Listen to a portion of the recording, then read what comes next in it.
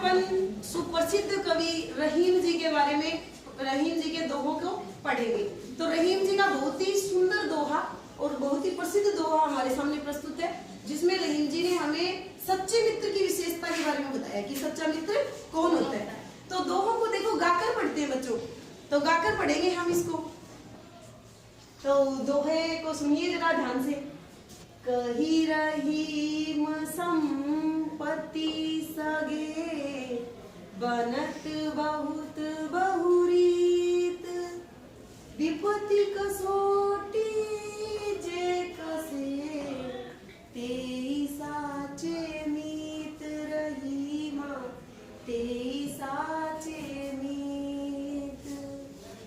तो देखो कवि क्या कहते हैं अपने इस दोहे के माध्यम से, हमें क्या शिक्षा देना चाहते हैं। कवि हमें शिक्षा देना चाहते हैं, तो एक ही शब्द के अर्थ को देखते हुए हम इसके अर्थ को समझेंगे। कही रहीम, कही यानी कहते हैं, रहीम यानी कवि रहीम। कवि रहीम जी कहते हैं कि संपत्ति, संपत्ति का मतलब होता है धन, रुपया पैसा। जब हमारे पास धन होता है तब। सगे, सगे का अर्थ है अपने, अपने बोल दो या फिर मित्र, अपने जो मित्र होते हैं। बनत यानी बन जाते हैं, बहुत बहुत सारे मित्र बन जाते हैं। जब हमारे पास पैसा होता है तो हमारे बहुत सारे मित्र बन जाते हैं। बहुरीत, अनेक रीति रिवाजों से, अनेक रीति रिवाज मतलब किसी न किसी प्रकार का वो संबंध हमसे बनाए रखना चाहते हैं। वो हमसे संबंध बनाएंगे, गोत्र मिला लेंगे, जाति मिला लेंगे, या फिर कोई रिश्तेदारी इस प्रकार से बहुत दूर की लंबी रिश्तेदारी भी निकाल लाएंगे कि भाई मैं तेरी बुआ के बेटे का, मामा का, फूफा। तो इस प्रकार से रिश्ता निकाल लेंगे और एक अपनत्व स्थापित कर लेंगे, संबंध बना लेंगे, क्योंकि उसके कांटेक्ट में रहना चाहते हैं वो, क्योंकि उसके पास पैसा धन है। तो धन को महत्व देते हैं, ना कि व्यक्ति के स्वभाव को। तो कवि कहते हैं कि जब हमारे पास पैसा होता है तो बहुत सारे लोग अलग अलग रीति रिवाजों से हमारे अपने बन जाते हैं, मित्र बन जाते हैं। परंतु विपत्ति, विपत्ति का मतलब है संकट। जब हमारे सामने संकट का समय होता है, जब हमारे पास क्या, हमारे जीवन में क्या आता है, संकट आता है। कसौटी का मतलब है चुनौती। जब एक कसौटी का मतलब जैसे चुनौती होगी, हमारी संकट की घड़ी आई तो हमने उसको कैसे पार किया, वो चुनौती का समय होता है हमारे लिए कि हमने उसको कैसे पार किया। तो उस कसौटी को, उस परीक्षा को, उस चुनौती को हमने किस प्रकार से पार किया। जे, जे का मतलब है जो, कसे यानी कसे का मतलब वैसे तो कसना होता है, पर यहाँ कसे का मतलब ये है कि जब विपत्ति हमारे जीवन में आती है, जब हमारे साथ कौन हमारे साथ रहता है। विपत्ति के समय में बड़ी समस्याएं होती है जीवन में, उस समय में निकलना, उस समय में जीना बहुत मुश्किल सा होता है। और उस समय में, उस विपत्ति के समय में हमारे साथ कौन है, तो वो उसका मतलब ये है कि विपत्ति में वो भी हमारे साथ साथ कसा है, यानी उसने भी हमारा साथ दिया है, उसने भी हमारा साथ दिया है। तेई, तेई का मतलब होता है वो ही, तेई का मतलब है वो ही, जो व्यक्ति संकट के समय हमारे साथ खड़ा रहा, वो ही। साचे का मतलब है सच्चा, और मीत, मीत का मतलब होता है मित्र, कि जो विपत्ति के समय हमारा साथ देता है, संकट के समय हमारे साथ खड़ा रहता है, वही हमारा सच्चा मित्र होता है। क्योंकि अक्सर क्या होता है कि पैसे होते हैं तब तो अलग अलग रीति रिवाजों से लोग हमारे अपने बन जाते हैं, पर जैसे ही हमारे जीवन में कोई संकट आता है तो ऐसे जो लोग होते हैं जिन्होंने हमारे साथ हमारे पैसे को देख के, हमारे रुतबे को देख के हमसे व्यवहार बनाया था, हमसे रिश्ता बनाया था, सबसे पहले वो ही वहां से निकलेंगे, वो हमारा साथ नहीं देंगे। परंतु वो जो सच्चा मित्र है वो साथ नहीं छोड़ेगा, क्योंकि उसने हमारे पैसे, हमारे रुतबे से वो हमारा अपना नहीं बनाया, बल्कि वो हमारे स्वभाव से, अपने अपनत्व से हमारे साथ है। इसलिए सच्चा मित्र वही होता है जो विपत्ति के समय हमारे साथ खड़ा रहता है। तो सच्चे मित्र की विशेषता यही होती है कि जो विपत्ति में हमारा साथ दे, जो संपत्ति हो चाहे विपत्ति हो, हर समय हमारा साथ दे, वही हमारा सच्चा मित्र होता है।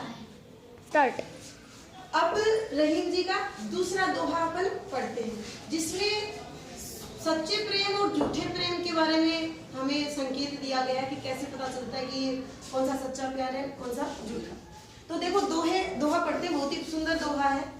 जाल परे जल जात बही, तजनी नन का मोह,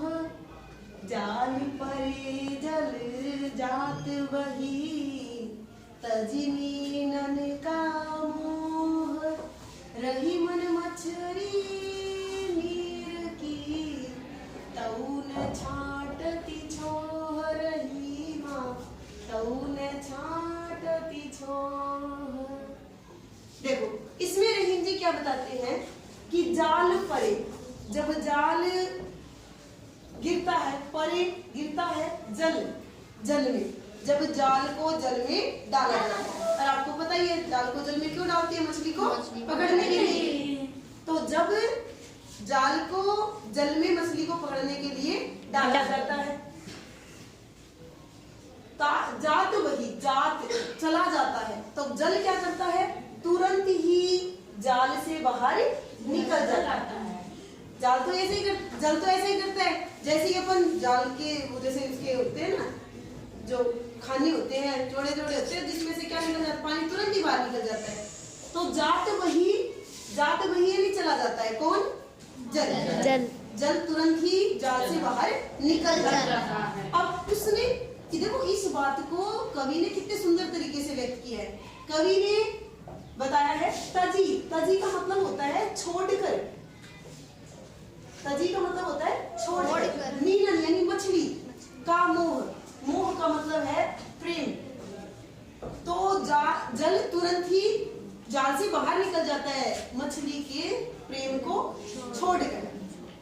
तो कितना सुंदर तरीका है ये। मछली और जल को क्या बताया? एक दूसरे का प्रेमिका बताया कि जल है वो मछली का प्रेमी है। परंतु जब ही मछली को पकड़ने के लिए जाल डाला जाता है तालाब में, तो तुरंत ही पानी क्या करता है? जल क्या करता है? जाल से बाहर निकल जाता है। तो कवि ने बड़े सुंदर ढंग से ये बताया कि वो क्या करता है? मछली के प्रेम को त्याग कर, उसके मछली के प्रेम को भूल कर तुरंत ही क्या करता है? जाल से बाहर निकल जाता है। कहने का मतलब है वो स्वार्थी है, वो खुद को बचा लेता है कि मैं तो बच जाऊं, मछली जाने क्या होगा क्या नहीं होगा। अगली लाइन देखो, रहीमन मछली नीर की। रहीम जी कहते हैं मछली नीर की, परंतु मछली यानी मछली, नीर यानी जल, परंतु मछली है वो जल को तऊ ने छाड़ती छो। जल के न यानी नहीं, छाड़ती छोड़ती, छो है यानी छोड़ती, और छो का मतलब होता है मोह प्रेम को।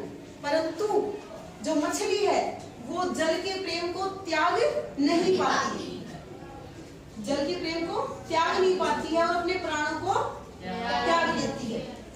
जल के प्रेम को त्याग नहीं पाती है और अपने प्राणों को छाड़ती। छो का अपन प्राण भी कर सकते हैं, अपने प्राणों को त्याग देती है। वो अपने जल के प्रति अपने मोह को त्याग नहीं पाती, अपने प्रेम को त्याग नहीं पाती, और उसके वियोग में अपने प्राणों को न्यौछावर कर देती है, उसके वियोग में अपने प्राणों का त्याग कर देती है। तो देखो ये प्राकृतिक है ये बातें तो, परंतु ये उदाहरण बड़ा सुंदर है। इस उदाहरण के माध्यम से कवि हमें समझाना चाहते हैं कि जो स्वार्थी प्रेम होता है वो क्या करेगा? वो तुरंत ही वो दूसरे अपने प्रेमी या प्रेमिका के भले या बुरे के बारे में नहीं सोचेगा, वो अपने बचाव के बारे में सोचेगा। और जब भी उसको ऐसे लगेगा कि सामने वाले के साथ मेरे को खतरा है, नुकसान है, मुझे हानि है, वो तुरंत ही उससे दूर होने का प्रयास करेगा। समझ गए? परंतु जो सच्चा प्रेम होता है वो किसी भी परिस्थिति हो, कितनी ही दुख हो, दर्द हो या कैसी भी स्थिति हो, सच्चा जो प्रेमी होता है या प्रेमिका होती है वो अपने प्रेमी प्रेमिका का साथ नहीं छोड़ता। तो इस दोहे के माध्यम से कवि हमें प्रेम के महत्व को बताते हैं कि हमें जल के समान प्रेम नहीं करना चाहिए, बल्कि मछली की तरह प्रेम करना चाहिए, कि सच्चा प्रेम ही करना चाहिए, दिखावे का प्रेम नहीं करना चाहिए।